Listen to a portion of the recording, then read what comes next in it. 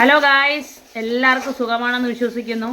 അപ്പോൾ ഉച്ചയ്ക്ക് കുറച്ച് ആൾക്കാർ കൂടുതൽ വന്നതുകൊണ്ട് നമ്മുടെ ചോറ് തീർന്നു പോയി.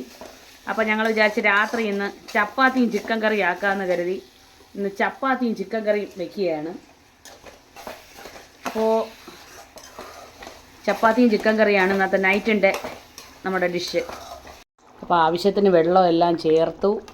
കറി നന്നായിട്ട് തിളയ്ക്കുന്നുണ്ട്.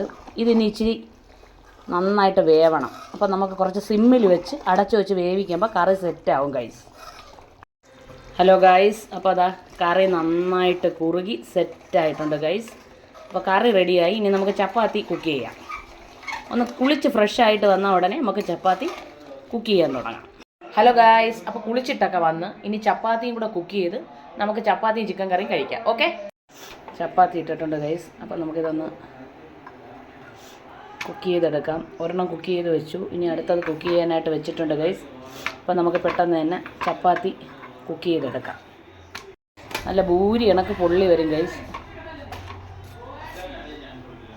അപ്പോൾ ഗൈസ്, ഡിന്നറിനുള്ള ചപ്പാത്തിയും ചിക്കനും റെഡിയായി. അപ്പോൾ നമുക്ക് കഴിക്കാം ഗൈസ്. അപ്പോൾ ചേട്ടൻ കുറച്ച് ചിക്കൻ ഫ്രൈഡ് റൈസും കൂടെ, എഗ്ഗും ചിക്കനും എല്ലാം കൂടെ ചേർന്ന ഒരു ഫ്രൈഡ് റൈസും കൂടെ വാങ്ങിച്ചുകൊണ്ട് വന്നു. അതിൻ്റെ കൂടെ ടൊമാറ്റോ സോസും ഉണ്ടായിരുന്നു. അപ്പോൾ അതും കൂടി കഴിച്ചു.